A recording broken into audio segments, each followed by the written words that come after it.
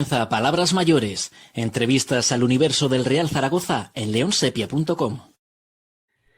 Muy buenas, ¿qué tal? ¿Cómo estáis? Abonados a leonsepia.com. Estamos con nuestra cita mensual con leyendas, con jugadores que han marcado, que han dejado huella en la historia del Real Zaragoza, y en este mes de febrero, hemos pensado que sería una buena idea acercar al tercer máximo goleador histórico del Real Zaragoza, a Ángel Pichi Alonso, que estuvo durante 5 temporadas, desde la temporada 77-78 en segunda división, año que se ascendió en un primer intento, y luego 4 temporadas más en primera. Vamos a hablar sobre todo de esas 5 temporadas, obviamente, pero también de toda su trayectoria, de toda su carrera. Luego estuvo 4 años en el Barcelona, 3 en el Español, ha sido entrenador, seleccionador de Cataluña, comentarista durante muchísimos años. Para nosotros es un absoluto honor dar la bienvenida y recibir con los honores que merece a Ángel Alonso. ¿Cómo estás, Pichi? ¿Qué tal todo? Muy bien, Javier. Perfecto. Estamos, dadas las circunstancias, estamos lo bien que podemos, pero sí, la verdad es que estamos bien de salud, que es lo principal. Y bueno, y seguimos en este mundo del fútbol que no se acaba nunca. Bueno, el zaragocista, y obviamente tú eres parte de la familia por tantos años y tantos servicios, como comentas, lleva unos años, unas décadas ya más que complicadas, y bueno, pues esperemos entre todos, empujando entre todos, que se vaya recuperando y volviendo al lugar que merece. Vamos a poner la lupa, el foco en esos 5 años, en cómo se consigue marcar 111 goles. Te quedaste a 5 de Marcelino y a 2 de Murillo, me parece, si no recuerdo mal, pero lo hemos hablado antes de empezar. El Zaragoza te ficha del Castellón, cuando el Zaragoza todavía estaba en primera, el Castellón en segunda. Tú llevabas el segundo año, es el equipo de tu provincia, porque tú naciste en Benicarló.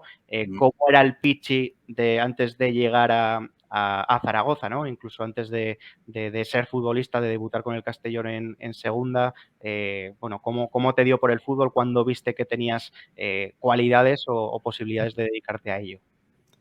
Bueno, yo creo que ahora los chavales tienen 100.000 alternativas, no solo de deportes, sino de otras miles de cosas. En nuestra época, lógicamente, en un pueblo pequeño como era Benicarló, es que no había nada. Había juegos de fútbol, había alguna pista de tenis privada, una cancha de básquet, pero muy poco. A ver, era la vida en la calle, 2 piedras.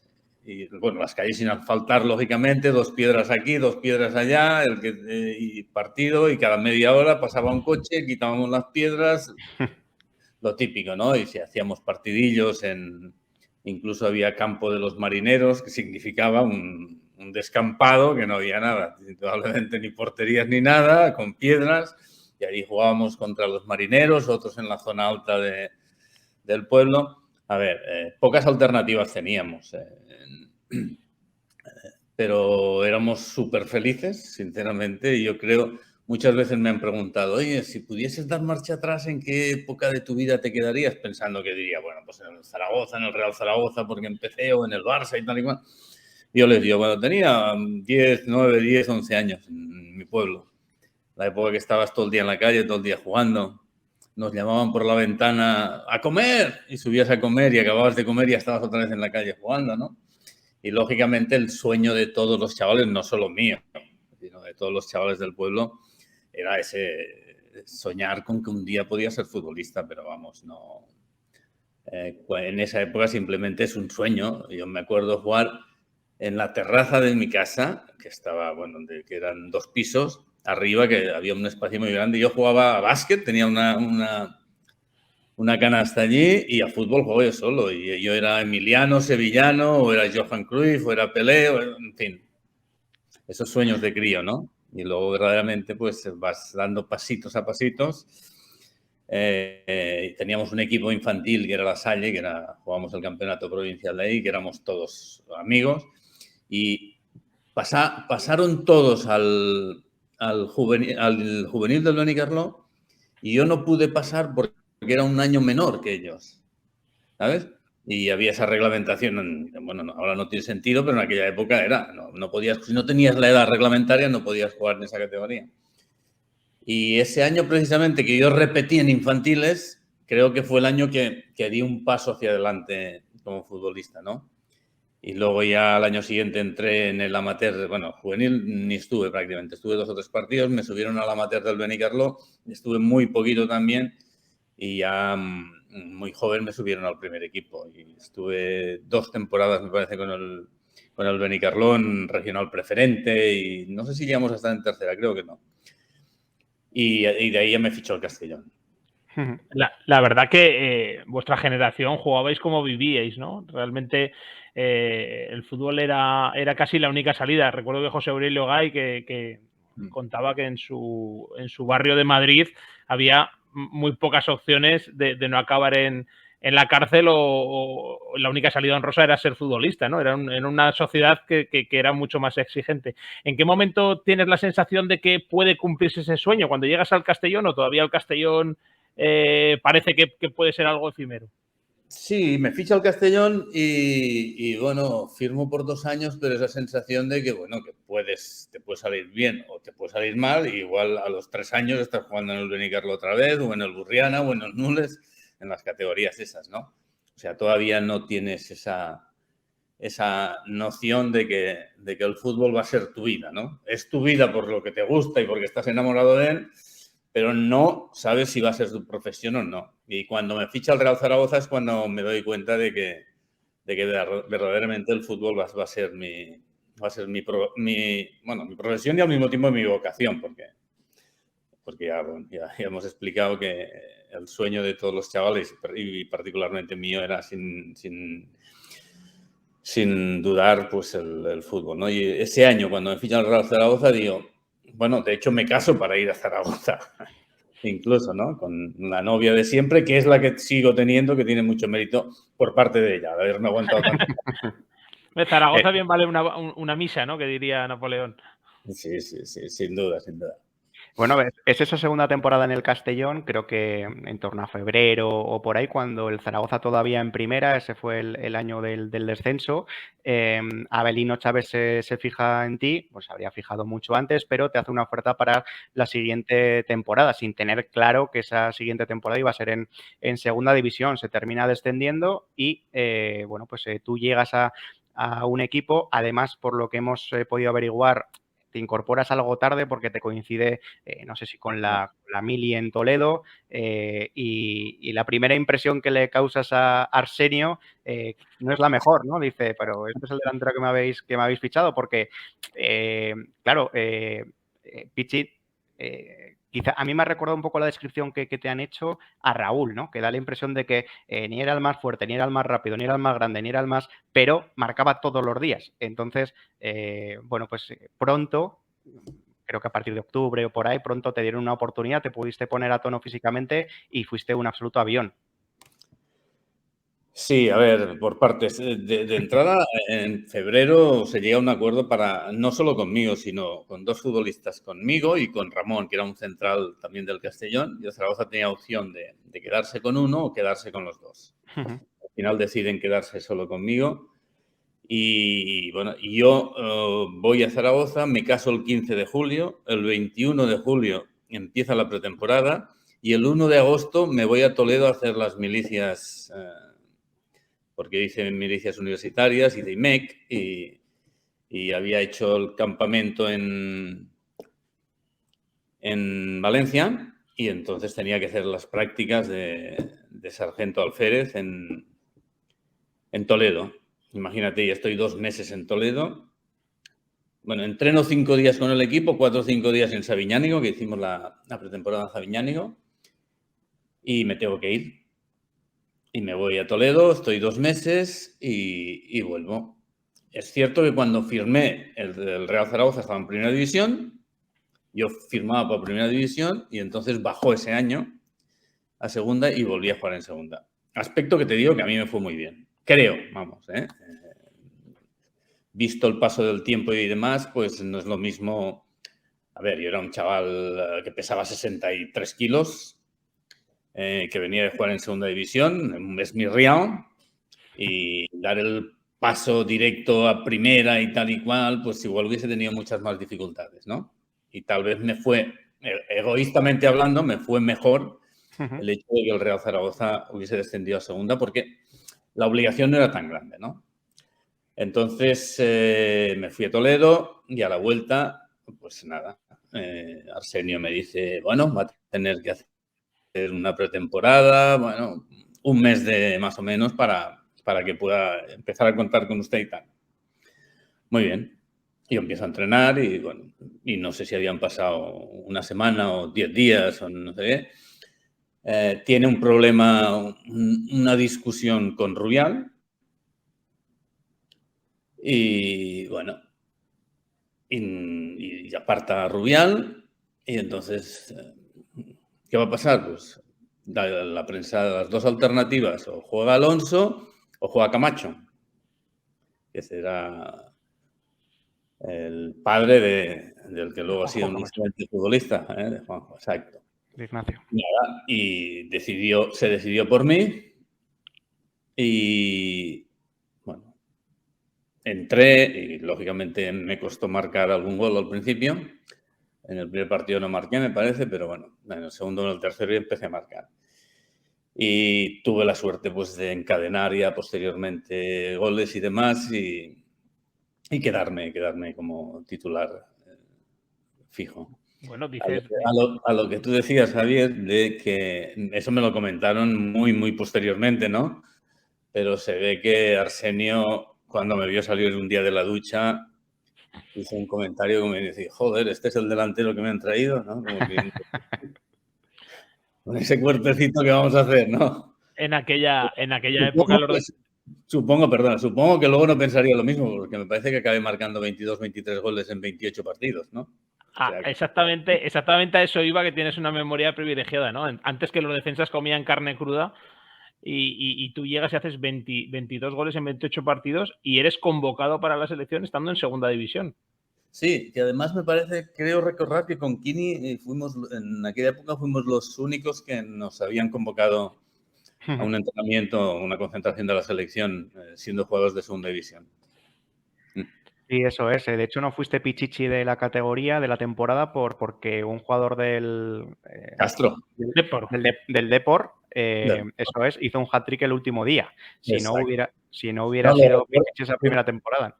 Lo recuerdo perfectamente porque nosotros, el último partido, jugamos en Granada. Creo recordar Granada o Córdoba. Granada. Creo que era Granada. Y íbamos empatados, Castro y yo. Y nosotros jugamos el domingo por la mañana porque no había nada en juego y por lo tanto se podía jugar a horario diferente. Y ganamos 0-1 en Granada y yo marqué el gol. Y me recuerdo que Abelino, además, en el tren me decía, ¿qué tal? Volvíamos en tren y, que igual eres pichichi tan igual. Y me empezó a cantar, oye, Castro marcado, oye, Castro marcado, oye, Castro marcado. Metió 3 goles Castro y fue pichichi con el Deportivo de La Coruña, sí.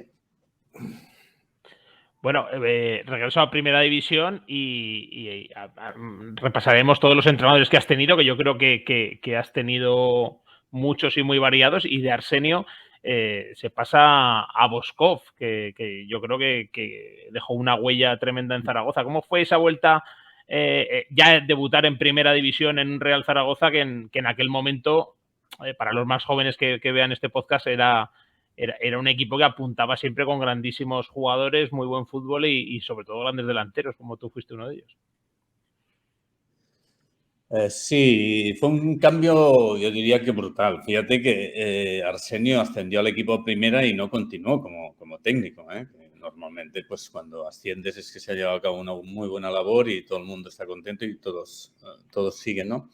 No continuó Arsenio y llegó Bujarin Boskov, que era totalmente diferente. A ver, era otra escuela diferente. Arsenio era de la escuela antigua aquí, muy partidario y muy estricto en todo.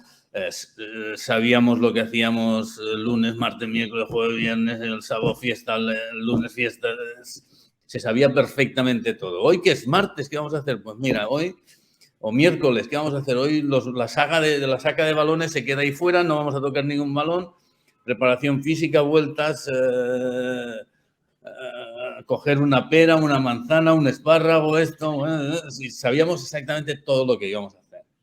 Y llegó Bujadín Boskov y empezamos a entrenar con las manos, que nosotros los futbolistas siempre digo, las manos, el fútbol se juega con los pies, pues ese los 10 pases con las manos y gol con la cabeza.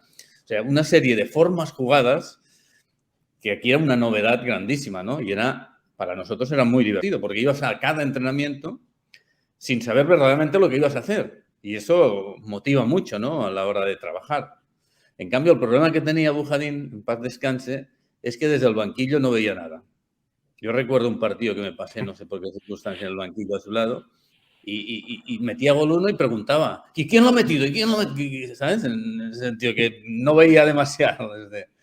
Y para un entrenador es básico desde el banquillo pues ver qué está sucediendo sobre el terreno de juego. Pero fue una gran aportación, hicimos un fútbol muy alegre, muy ofensivo, igual que luego posteriormente con Leo, Benaker. Lo que pasa que sucedía eso, que jugábamos muy bien a fútbol, pero que nos metían muchos goles también.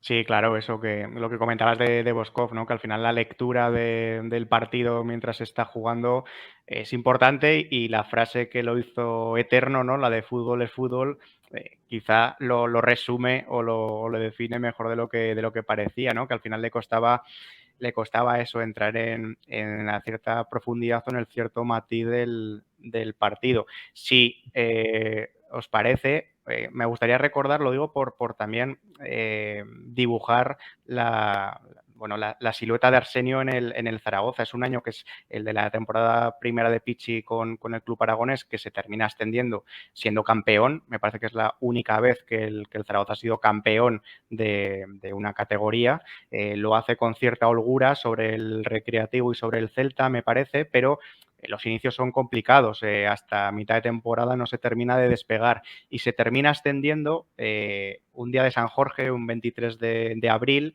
ganándole al Alavés 2-1, que creo que Pichi no lo pudo jugar por un esguince de tobillo, pero se le increpó a Arsenio, ¿no? Porque se le dio gritar fuera, porque la gente no estaba contenta con cómo el equipo jugaba a fútbol, aunque consiguió el objetivo a la primera, ¿no? Sí, por eso decía de antemano que había conseguido el ascenso y no había continuado como técnico. Eso es que era San Jorge. Yo me perdí, me parece, 2 partidos esa temporada, uno por un esguince en el tobillo, que fue ese precisamente, y otro por acumulación de amonestaciones o algo así, creo recordar. Y sí, recuerdo estar yo en el campo, en la grada, incluso ese día, y bueno, y ver esas quejas, a pesar de que ascendías directamente a falta, me parece que eran de 5 partidos o algo así, 4 o 5 partidos. Y luego nos proclamamos campeones. Es cierto que el inicio fue duro, porque yo recuerdo que en momentos cuando yo llego en octubre,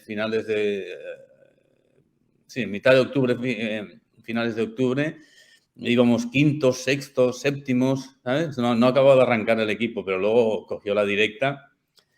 Y además Arsenio era muy de cabeza. En casa jugaba en casa jugaba García Castañ y fuera de casa jugaba Víctor. Y no le quites y eso es para siempre, ¿no? ¿Cómo decirlo en ese sentido? Incluso recuerdo que yo tuve, Arsenio era muy partidario de Mendieta, un delantero paraguayo y tal. Y en algunas ocasiones empezó a cambiarme algunos partidos a mí. Y recuerdo en el campo del Carlos Sotelo, que me cambió casi, minuto 50, un minuto 55, algo así me cambió. Y yo cogí un rebote, eso es típico de futbolista, que estás agrandado también, es cierto. Y vino Avelino, yo me fui al vestuario, lógicamente, y vino Avelino al vestuario porque supongo que pensaba algo, ¿no? Y empecé a gritarle, a decirle, yo me quiero ir de aquí, no sé qué, esto, no, bueno. Es el típico calentón, ¿no? En ese sentido, pero a partir de ahí, pues nada, todo todo fue bien, pero te digo que cada entrenador tiene sus ideas, tiene su estilo de trabajo, su método de trabajo. Y bueno, por ejemplo, a mí me descubrió muchísimas cosas, ¿eh? Y recuerdo que un día escribí un artículo que además era muy cariñoso en el periódico de Cataluña. Escribí un artículo y me acuerdo del título, que era mitad padre, mitad entrenador o algo así. Algo así. Por el trato que tenía. A mí me trataba como si fuese su hijo y tal y cual, ¿no? Y luego coincidí con Arsenio en una retransmisión del Depor Barça y me dijo, así que padre y no sé qué, pero casi increpándome, ¿eh? Y lo he hecho con todo el cariño del mundo, ¿no? Mentira. No, además, en ese contexto de... Perdona. Estoy entrenando al Real Madrid, ¿eh? Sí. Y a un Deportivo que lo llevó a unas cotas que nadie podía soñar, ¿no?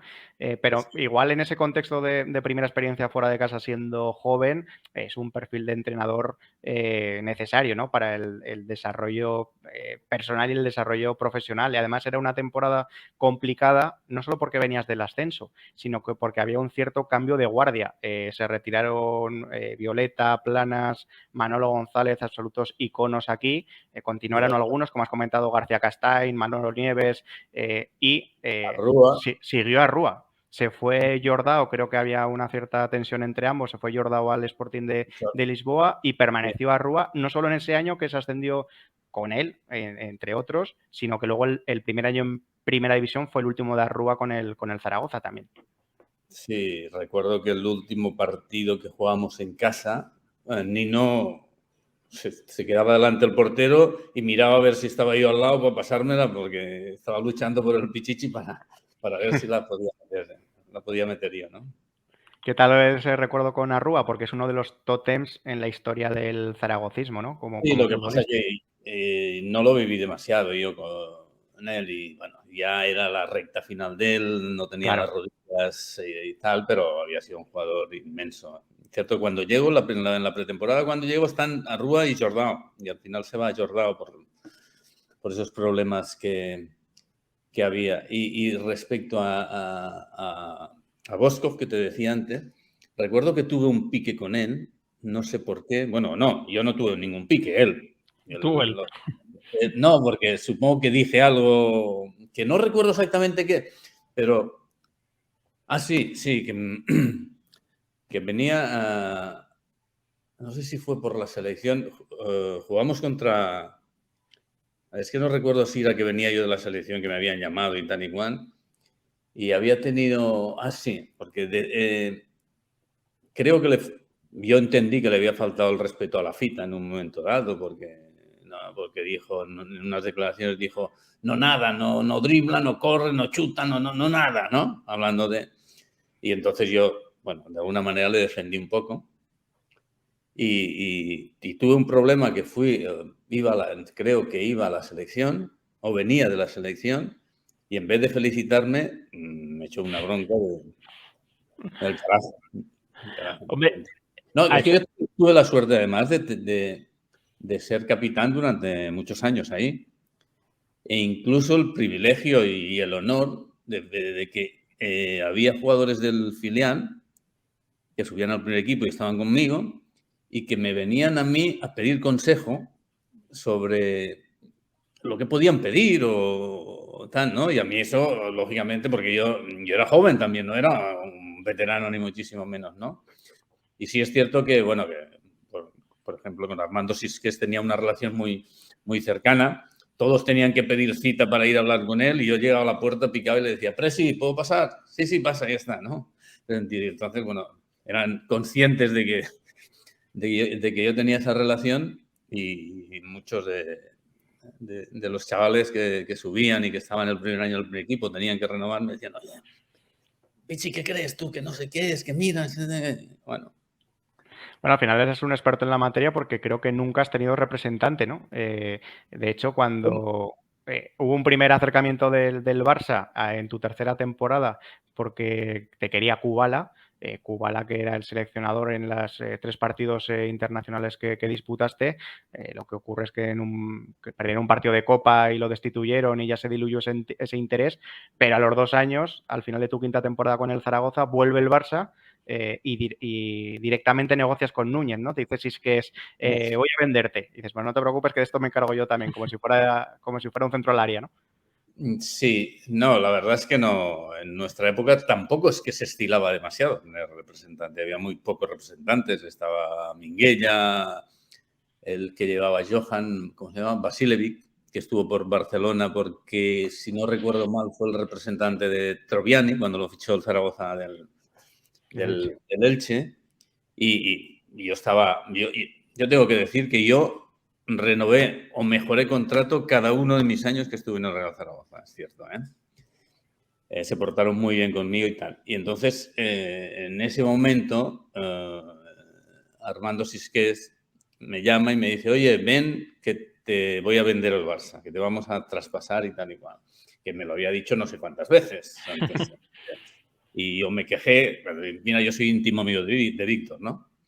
Y cuando traspasaron a Víctor, le digo, Presi, a Víctor lo puede traspasar y a mí no me puede traspasar. Y me dijo, que no se enfade Víctor, ¿eh? Me dijo, mira, si traspaso a Víctor no pasa nada.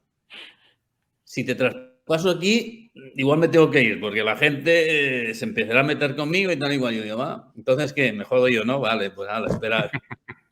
Hombre, es que 111 goles no se hacen de cualquier manera. Al final ha sido, ahí están las cifras y Víctor ha sido el que más partidos ha jugado con la selección, del Real Zaragoza con la selección, y ha sido titular indiscutible en el Barça todos los años que ha estado.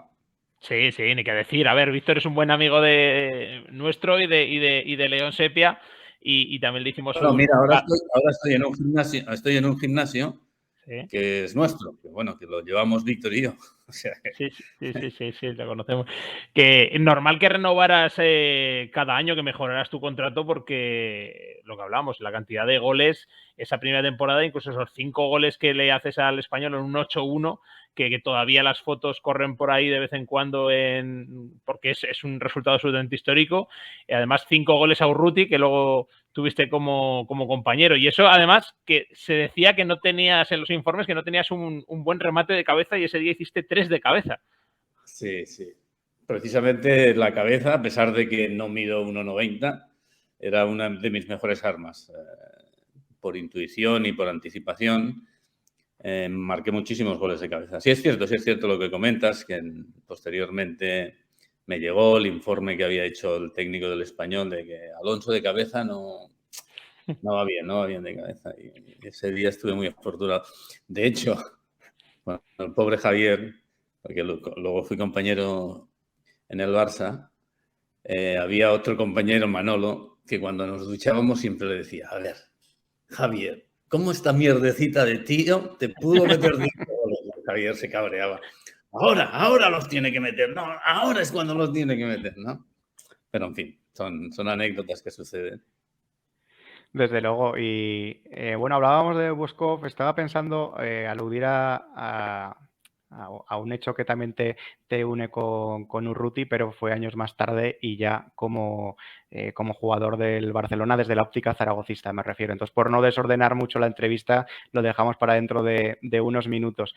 Pero en esa temporada llegó lo que con el paso de los tiempos se ha convertido en un cierto icono del zaragocista gourmet, que es jugar en rombo. Esa temporada con Buskov me parece que es la primera con Amorortu de enganche que el equipo juega más o menos de esa manera, ¿no? A ti como delantero, ¿cómo lo viste ese progreso táctico?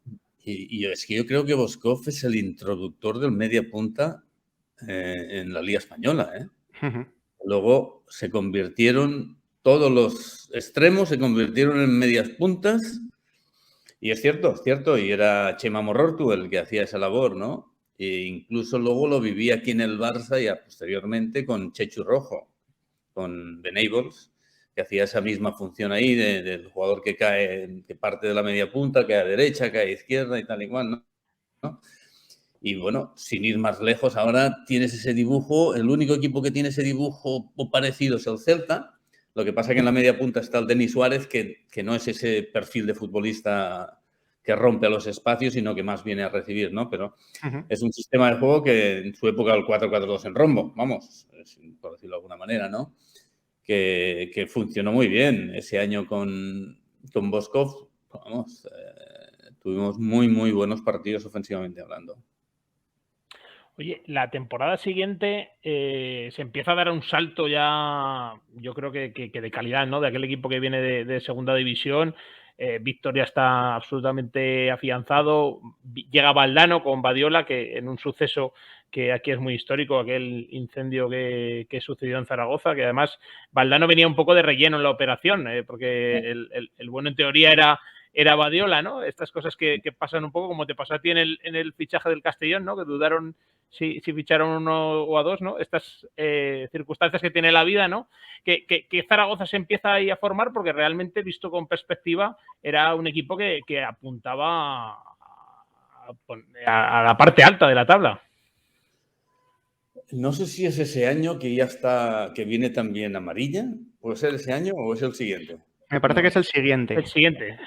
Creo que es un año que os entrena Manolo Villanova. Sí. Y que termináis a un par de puntos de Europa. Más o menos en mitad de tabla, pero no muy lejos de Europa. Sí, lo que comentabas antes, llegó Valdano. Es que yo recuerdo un Barça-Zaragoza en el que llegábamos y los tres atacantes del Zaragoza, pero igual es la siguiente temporada con amarilla, que entre los tres llevamos metidos casi tantos goles como el Barça, ¿no? En ese sentido, ¿no? Que era una tendencia, pero no, y eso ya es posteriormente con Leo, es cierto, es con Benaker, creo que es con Benaker, sí. No, lo que pasa que el equipo con Boskov tenía muchas más dificultades atrás y ofensivamente creábamos mucho peligro. Con Manolo empezamos a tener más equilibrio en ese sentido, ¿no? La llegada de Valdano fue importante de todas maneras, porque hay dos futbolistas que siempre he dicho que están por encima mentalmente. Uno es Víctor Muñoz y otro es Jorge Valdano, en ese sentido.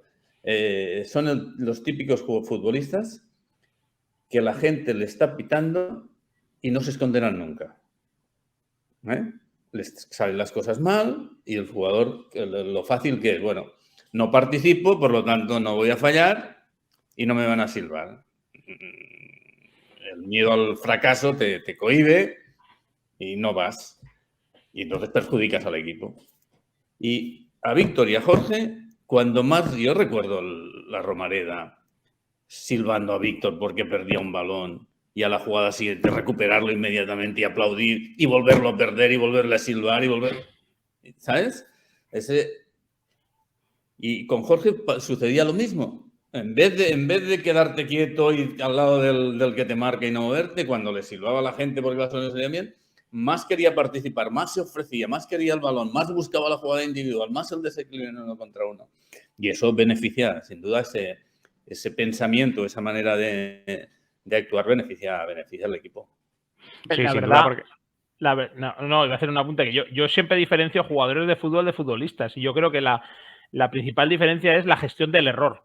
El cómo alguien se impone a esa decepción, a ese fracaso en la siguiente jugada. Y eso yo creo que es lo que diferencia de los jugadores que, como dices tú, marcan época. Tú también eras un poco así, luego lo repasaremos, que has tenido sucesos difíciles y siempre has dado la cara. Yo la verdad que te vi jugar en el final de tu trayectoria y a mí siempre me daba, también por edad, la edad que tenía yo, que para mí dentro del campo eras como un profesor.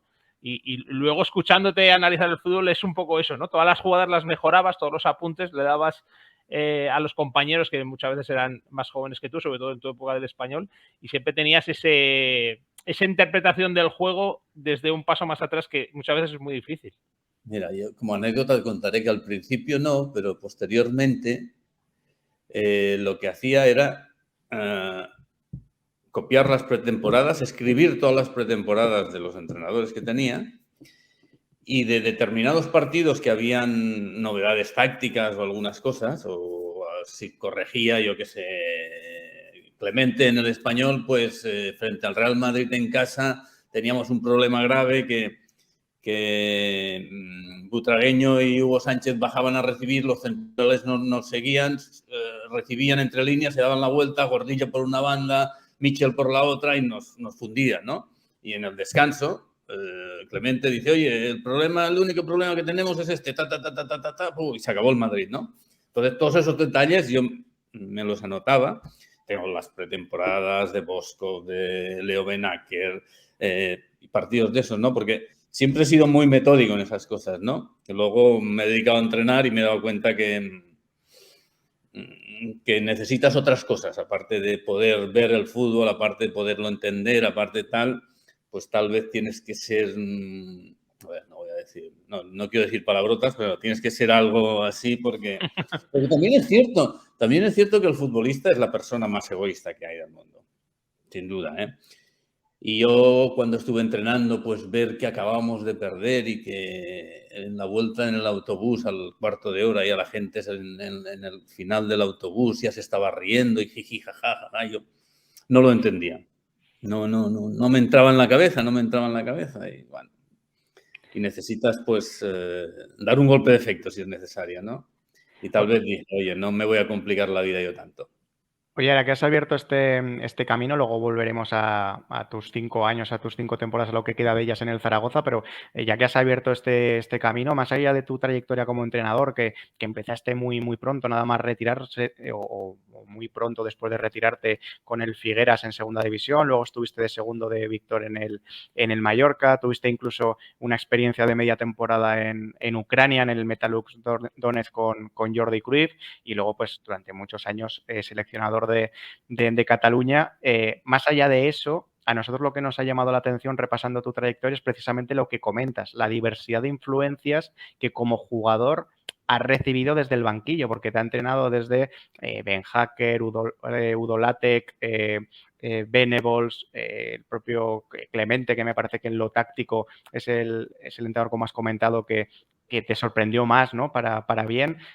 ¿Cómo se vive como jugador estar entrenado por personalidades y por profesionales tan diversos, ¿no? El uno del otro?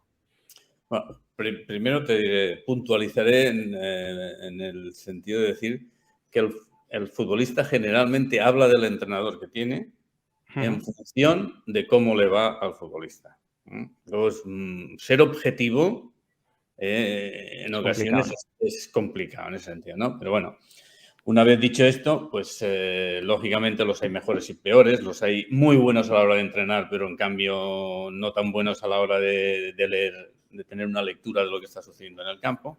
Pero claro, al tener tantos y diversos entrenadores, siempre puedes coger las cosas buenas de unos y de otros, ¿no? En ese sentido. Luego ya eres tú el que tiene que discernir, si quieres entrenar, qué opción coges. Pues te voy a citar un ejemplo. Tuvimos a Menotti en el Barça y al año siguiente a Venables. No, sí, exacto, sí. Menotti decía, cierra hacia adentro al lateral, cierra hacia adentro y echa al extremo, invítale a que vaya, ¿vale? Por fuera. Es una manera, por fuera, ¿vale? Al año siguiente llega Venables y dice, si te encara, ciérrale la banda, posiciónate hacia adentro e invítale a que vaya hacia adentro. Ya vendrá el central izquierdo y el otro central basculará y cerraremos los espacios. Porque si el balón va a la banda y llegan a la línea de fondo, el centro es más difícil de defender porque ya tiene ventaja el delantero a la hora de rematar. Y tú, posteriormente, haces uso de una cosa o de la otra en función de lo que tú decidas, ¿no? Pero te enriquece saber que dos entrenadores de alto nivel te dice uno por aquí y el otro por allá, ¿no? Y de eso si lo amplías a todos los técnicos que han tenido. Y en referencia a lo que comentabas de Javier Clemente, bueno, tiene sus pros y sus contras, ¿no? Pero a mí me sorprendió mucho la lectura de los partidos que hacía. La lectura. Desde el banquillo. sobre todo desde esos banquillos que estaban bajos. o estaban antes casi todos abajo, que los campos habitualmente estaban abombados por el medio para que el agua se fuese hacia las bandas. Al extremo izquierda, que está a la otra banda, le empezabas a ver desde la cintura para arriba, no veías ni las piernas. Entonces, visualizar lo que está sucediendo, dónde están los espacios libres, qué problemas tenemos en las coberturas, si se hacen bien o no, todo eso desde el banquillo. Yo decía, es que es imposible, es imposible. Y entendía que Venables, por ejemplo, se subiese en el primer tiempo a la grada, al palco, y viese el partido desde arriba y en el descanso bajase y diese las consignas oportunas. Porque ahora sí es cierto que hoy en día prácticamente todos los entrenadores están de pie, y de pie ya se ve mejor, y ya los campos no están tan abombados como decía y tal y cual, y la visión es más generalizada. Pero antes, en muchas ocasiones, es que yo decía, todos esos gestos que se hacen en la banda, el entrenador y tal y cual, o son para la galería, que le digas tú al lateral izquierdo, ¡oye! Y el central dice, ¿a mí? No, a ti no. Bueno, es que es imposible que las consignas lleguen, a no ser que pidan tiempo muerto, que yo lo solicitaría, como tener 2 tiempos muertos como el tiempo muerto de básquet para que pueda incidir, porque esa es otra cosa que siempre he tenido yo en mente, que digo, el papel del entrenador es antes del partido para prepararlo y en el descanso. Durante el partido su influencia suele ser mínima porque es que no llega, y teniendo unos tiempos libres pues podrías introducir novedades que crees que son oportunas, que desde fuera las ves pero que no puedes transmitirlas en ese sentido. Y ahora está el parón por hidratación, ¿no? Que en verano, que eso sirve para ahí. Y también el aumento a 5 cambios ha podido aumentar la influencia del entrenador durante el partido. Sin duda, y me parece muy acertado que se mantenga. Hombre, yo creo que hay al entrenador... Si queremos que haya muy buen nivel y que se mantenga... Y al entrenador intervencionista que se dice, o sea, desde la óptica pura del entrenador, creo que también le refuerza, ¿no? Porque cuantas más opciones te den de demostrar tu capacidad de entender el partido y de poder influir en él, pues mucho mejor.